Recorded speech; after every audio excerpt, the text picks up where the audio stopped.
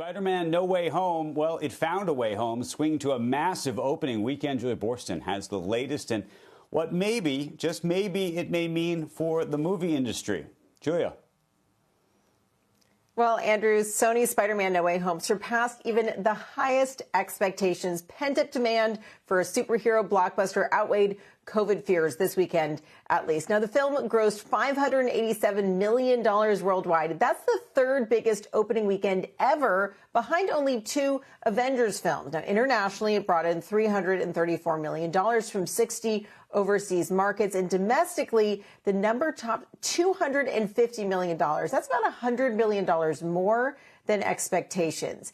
The movie benefited from the confluence of a couple of key factors: a beloved superhero, rave reviews, a 94% positive critic score, and a 99% audience score on Rotten Tomatoes, and a window before Omicron concerns really weigh on attendance. Denmark is the only country we've seen to shut down theaters. Now, this weekend demand does bode well for the theater chains, AMC, Cinemark, and IMAX. And of the studios, it's really the best news for Disney, which controls the majority of the Marvel universe, with sequels to Doctor Strange, Thor, and Black Panther all set to come out next year. But this weekend also indicates that studios will focus even more on familiar franchises. Now, this weekend, Guillermo del Toro's star-studded movie Nightmare Alley, it grossed just $3 million, Andrew.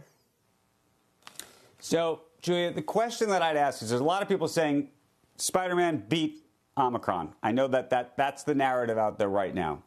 And the question is that the case just this weekend? Do we think that if the variant gets worse around the country over the next several weeks, this is going to persist and continue to be the case? A lot of people looking at New York, where obviously the variant has emerged in a very bad way, unfortunately, that people still went to the movie theater. So what's the takeaway inside Tinseltown on all of this?